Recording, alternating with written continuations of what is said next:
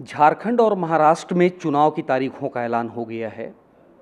2019 में बीजेपी के लिए ये दोनों राज्य चुनौती थे और 2024 में चिंता भी है, क्योंकि दोनों राज्यों में फतह के लिए जो तैयारी बीजेपी को करनी है उसमें आरोप वाली सियासत बड़ी है, ज़मीन वाली सियासत पर जो जंग है वो काफ़ी मजबूत है, ये विपक्ष की तरफ से है।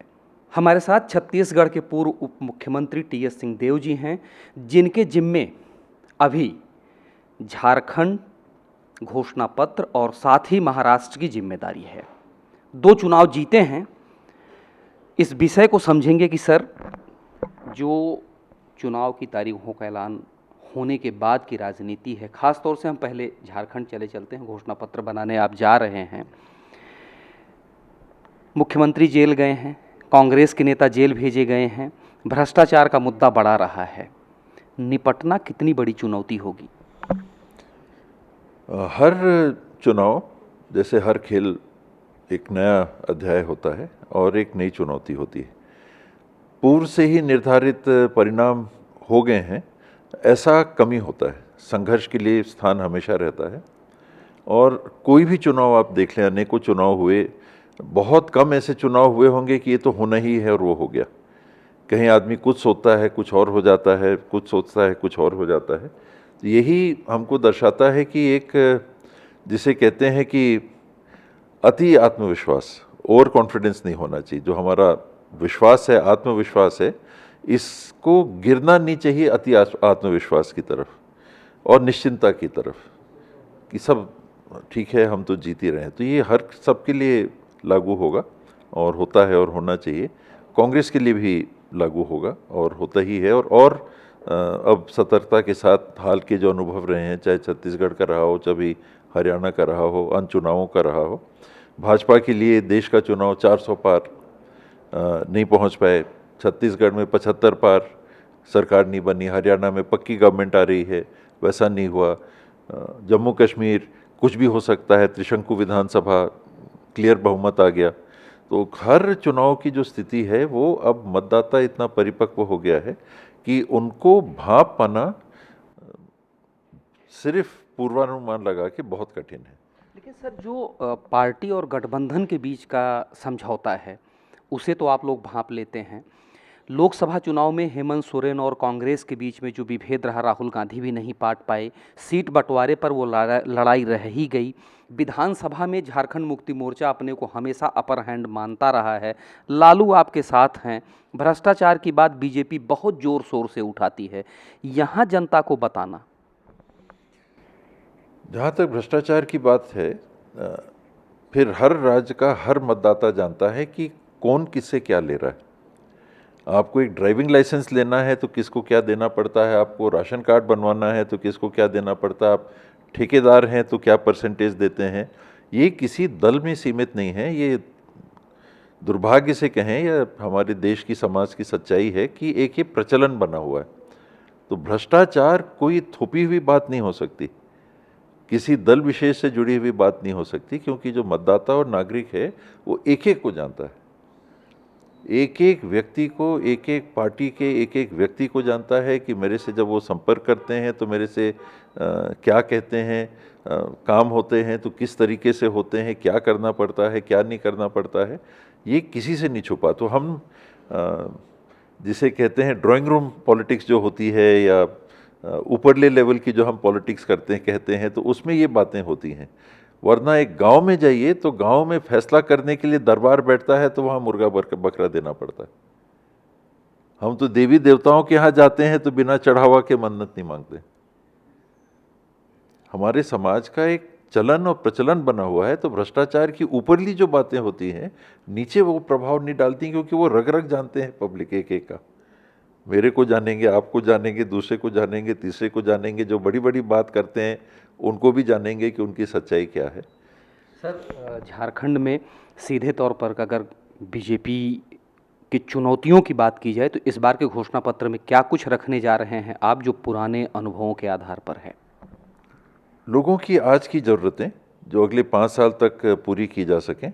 5 साल का एक एक्शन प्लान बनता है जिसमें राज्य की अधोसंरचना और उसके आय के स्रोतों के आधार पे किस चीज़ में हम प्राथमिकता के आधार पे खर्चा करें उस पैसे को, पब्लिक के पैसे को, पब्लिक के लिए किन चीज़ों में प्राथमिकता से हमको बजट के पैसों को लगाना चाहिए। इंफ्रास्ट्रक्चर एक हो गया कि आपको सड़कें बनानी है, बांध बनाने इत्यादि, बिजली लगानी है। अधोसंरचना की बात आप कर लीजिए, 16, 17, 18, 20% बजट का उसमें चला जाता है, 30% आपका, 40% तनख्वाहों में चला जाता है, जो 20 का 40% बचा, अब इसको आपको खर्चा करना है। तो इसमें सामाजिक पहलू भी होते हैं, पेंशन इत्यादि आप देते हैं, वृद्धा पेंशन है, सामाजिक सुरक्षा इत्यादि पेंशन है, उसको देखना है, आपको शिक्षा देखना है, आपको स्वास्थ्य देखना है, आपको अन्य सेवा के क्षेत्र हैं, आंगनबाड़ी इत्यादि हैं, उनको भी देखना है। पीडब्ल्यूडी और बांध मैंने अधोसंरचना में निकाल दिया उदाहरण के लिए। तो इनमें किस चीज़ में आपको पैसा देना, किसानों के लिए आपको क्या करना है, बेरोजगारों के लिए आपको क्या करना है, महिलाओं के लिए आपको क्या करना है, ये सारी बातों को ध्यान में रख के फिर घोषणा पत्र आने वाले 5 साल में प्राथमिकताएं क्या हमारी होंगी, हमको सरकार में आने का मौका अगर मिलेगा। जब झारखंड में दोबारा, क्योंकि अभी जिस गठबंधन से हम जुड़े हैं उसी की सरकार है, तो उसने कुछ किया होगा और उस आधार पे वो कहेंगे कि और ये हम करना चाहेंगे। झारखंड की सामाजिक स्थितियां अलग हैं, वहाँ आदिवासी समाज की अलग भावनाएं हैं, वहाँ आपने पेशा कानून को किस तरह से लागू किया है उसकी बात एक अलग महत्व रख सकती है। 81 में से 29 मेरे ख्याल से विधानसभाएं ट्राइबल हैं। अभी लोकसभा के चुनाव में हमने देखा कि 5 की 5 ट्राइबल जो लोकसभाएं थीं वो इंडिया अलायंस को गईं। तो एक स्थिति वैसी दिखती है।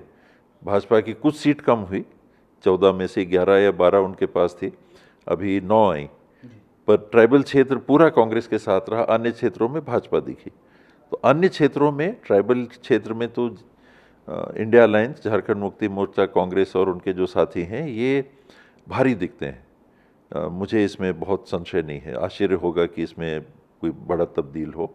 और अन्य जो क्षेत्र होंगे अनारक्षित क्षेत्र, इसमें एससी सीट्स भी हैं, एससी सीट्स की अलग स्थिति बनेगी, अनारक्षित सीट्स हैं उनकी स्थिति अलग बनेगी।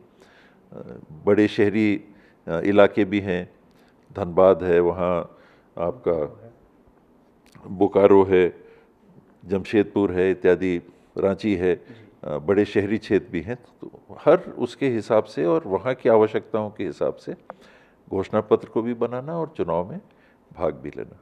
सर, महाराष्ट्र पे लौट के आते हैं। एक चुनाव हुआ, 2 सरकार बनी, अब एक साथ चुनाव की बात हो रही है, लेकिन चुनाव होने जा रहा है, आर्थिक नगरी है। इस बार के चुनाव से क्या उम्मीद आपको लग रहा है, फिर आप जीतेंगे और सरकार बीजेपी बनाएगी? ऐसा तो नहीं लगता, ये बार बार ऐसा हो सके, ऐसा नहीं लगता। देखिए, पिछले चुनाव की स्थिति क्या थी कि शिवसेना ने, भाजपा की एक अंडरस्टैंडिंग थी कि वो सरकार मिलके बनाएंगे। दोनों के बीच में मुख्यमंत्री को लेके जब समय के बंटवारे की बात आई तो मुझे लगता है कि बीजेपी शिवसेना को संतुष्ट नहीं कर पाई और शिवसेना ने ये कहा कि भाई जो भी उनकी गठबंधन में आने के लिए चर्चा आपस में हुई होगी कि ये अब इससे वादा खिलाफी हो रही है। शिवसेना उनसे अलग हुई और एनसीपी और कांग्रेस के साथ सरकार में आई। इसमें आइडियोलॉजिकल डिफरेंसेस थे, कई बातें थी, लेकिन उसके बाद भी वो सरकार एक तरह से ठीक से चल रही थी। फिर ऑपरेशन लोटस आया, शिवसेना को तोड़ा गया, एनसीपी को तोड़ा गया और उसके परिणाम में हमने देखा कि लोकसभा में जो एनडीए का गठबंधन था, जो सरकार में था उस समय और आज भी है, वो काफ़ी पीछे रह गए। बीजेपी को भी काफ़ी कम सीटें आई, एनसीपी का जो दूसरा फैक्टर था एक ही सीट जीत पाए। तो जो स्थिति आई वो स्पष्ट दिख रही थी कि इस तरह से पार्टियों को तोड़ के ईडी लगाना, ये लगाना, केस करना, जो भी करना, लोगों को ले जाना, किस तरह से ले गए। आज की दुनिया में आपने भ्रष्टाचार की बात की शुरू में, तो लोग जानते हैं कि कैसे लोगों को एक साथ उठा के ले जाया जाता है, यूं ही नहीं जाते लोग जी। उसके पीछे जो व्यवस्थाएं होती हैं उसको आज दुनिया जानती समझती है, बोलती हो ना बोलती हो।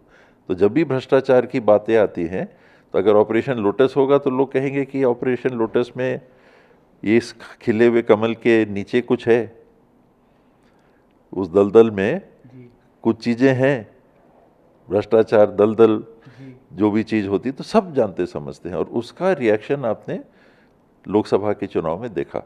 एक क्लियर बहुमत इंडिया अलायंस को महाराष्ट्र में मिली। अब जब राज्य के लिए चुनाव होगा तो ये एनसीपी का जो फैक्शन टूट के गया है ये कमज़ोर दिखता है। शिवसेना का जो फैक्शन टूट के दिखता है, इसका कुछ हिस्सा दिखता है कि जो वर्तमान चीफ मिनिस्टर हैं इनका कुछ है, कुछ सीटें इनकी लोकसभा में आई, लेकिन बड़ा हिस्सा जो है उद्धव जी के साथ ऐसा दिखता है।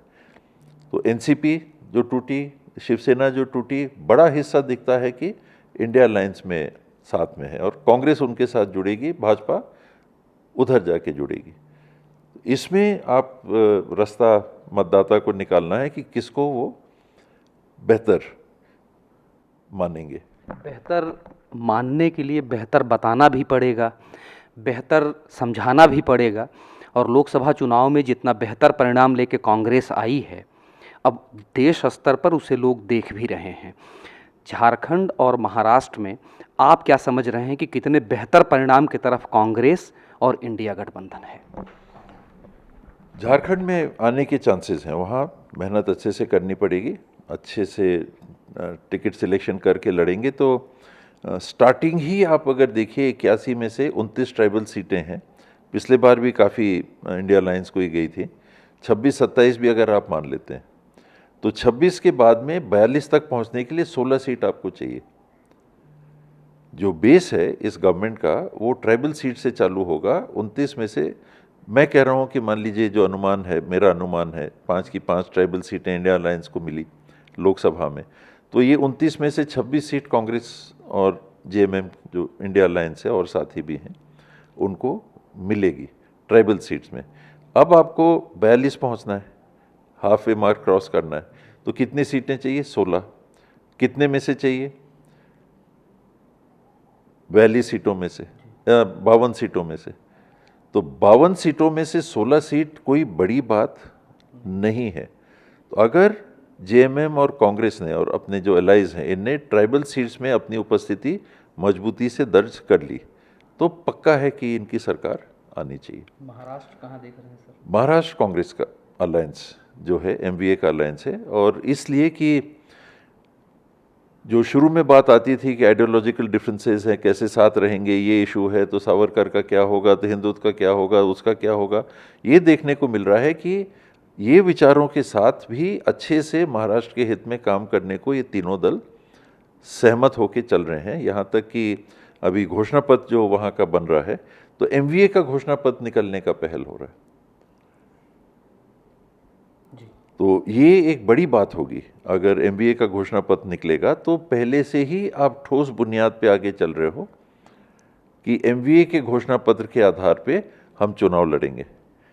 यानी एक होता है कि प्री पोल अलायंस, एक हो गया पोस्ट पोल अलायंस, और एक हो गया कि सबके अलग अलग घोषणा पत्र होंगे, फिर कॉमन मिनिमम प्रोग्राम बनेगा चुनाव के बाद में। यहाँ कॉमन मिनिमम प्रोग्राम आप पहले ही घोषित करने के लिए पहल कर रहे हैं, आप चुनाव के नतीजे के लिए नहीं रुके। शामिल दल गठबंधन की मजबूत बुनियाद के साथ रहेंगे। हाँ, देखिए, शरद पवार जी देश के माहिर और माने हुए रणनीतिकारों में, और चाणक्य कहिए या जो भी कहिए, वो टॉप मोस्ट स्टेट्समैन में से एक देश में है। और सरल भाषा में, चालू भाषा में कहें कि उनका जोड़ तोड़ कोई पा नहीं पाता है। सर एक और सवाल, अंतिम सवाल है, इस गठबंधन की बुनियाद को राष्ट्रीय स्तर पर मजबूत करने के लिए बिहार के मुख्यमंत्री नीतीश कुमार ने फेडरल फ्रंट की कई बैठकें करवाई, कॉमन मिनिमम प्रोग्राम की बात हुई, तय हुआ कि राष्ट्रीय स्तर पर मोदी की मुखालफत का एक गठबंधन मजबूत खड़ा कर दिया जाए, लेकिन नीतीश की ही मुखालफत होने लगी और मोदी के साथ चले गए। आपने एक बड़ी बात कही है कि पहले ही हम दलों के साथ इस तरह का समझौता कर लेंगे कि आगे दिक्कत न हो। आप मानते हैं लालू फैक्टर, हेमंत फैक्टर, सीटों का फैक्टर? ये बहुत कठिन होता है। देखिए, ममता जी भी इंडिया अलायंस के हिस्सा हैं, पर उनके साथ पश्चिम बंगाल में प्री पोल अलायंस करके और कॉमन मिनिमम प्रोग्राम या कॉमन घोषणा पत्र ला के चुनाव लड़ा जाए, ऐसी स्थिति नहीं दिखती। उनकी अपनी एक ऐसी उनको महसूस होती है मजबूत स्थिति। मैं उदाहरण दे रहा हूँ कि वो बात ही नहीं करना चाहेंगे किसी से भी, जो भी उनकी सोच हो। इंडिया अलायंस का हिस्सा बनने की उनकी सहमति है। पोस्ट पोल, प्री पोल उनका कहना है कि हम तो अपने से लड़ेंगे। तो अलग अलग राज्यों में आप देखिएगा कि अलग अलग स्थिति बनती है। आप उड़ीसा में बगल में आ जाइए, उस उड़ीसा में पटनायक जी थे ना, उनने बीजेपी से प्री पोल अलायंस किया ना कांग्रेस से प्री पोल अलायंस किया। एक नतीजा आया, आज एक अलग ही स्थिति वहाँ बन गई है कि अब वो जो पहले एनडीए को सपोर्ट करते हुए दिखते थे, अब करेंगे कि नहीं, क्योंकि जड़ से साफ हो गए। एक भी लोकसभा की सीट उनकी नहीं आई। 21 में 20 भाजपा को चली गई, एक कांग्रेस को आ गई। और विधानसभा में भी जैसा उनने सोचा था कि चीफ मिनिस्टर बन जाएंगे, नहीं बन पाए। झारखंड में आप बिहार में आइएगा, वहाँ की अलग स्थिति हो जाती है। पहले जेडीयू थे, अब तो वो बीजेपी के साथ हैं। रोज कुछ ना कुछ सुनने में आता है, तो वो क्या होगा वही जाने। नया चांस नहीं होगा, ऐसा नीतीश बार बार कहते हैं। हाँ, वो उनको तो सुन लिया, उनकी बात पे तो विश्वास नहीं किया जा सकता।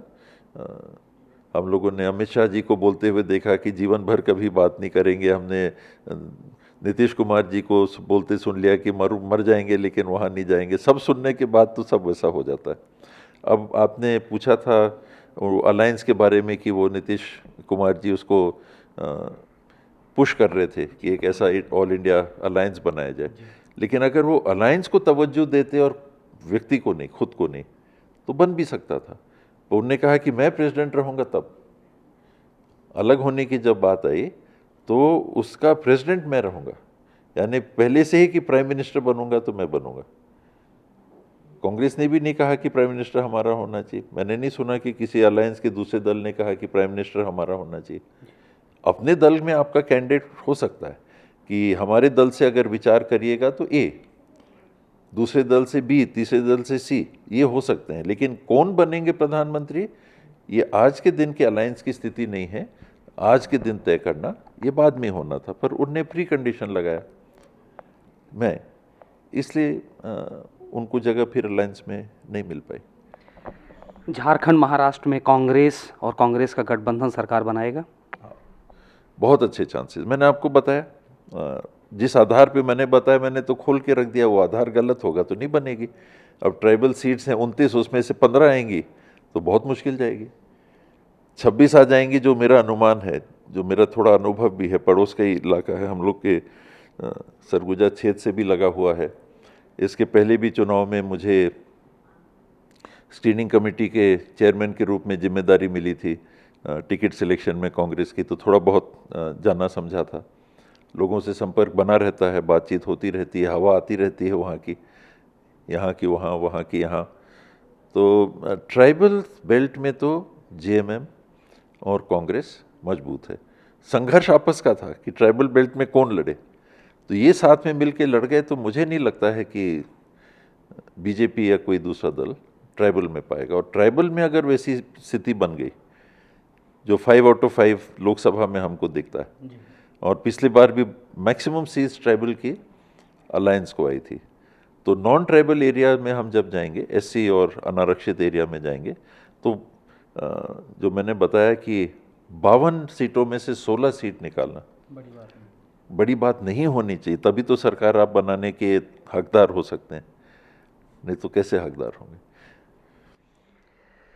तो सत्ता के महासंग्राम के बजे बिगुल में चुनौतियों का वो मसौदा भी तैयार है जिसके आधार पर झारखंड और महाराष्ट्र को फतह करना है। मुद्दे भी हैं और मुद्दों के लिए चुनौतियों का फार्मूला भी। अब तैयारी उस फतह की है जो चुनाव परिणामों के तौर पर सामने आएगी। कैमरामैन मिथिलेश के साथ भूपेंद्र दुबे, ईटीवी भारत, रायपुर।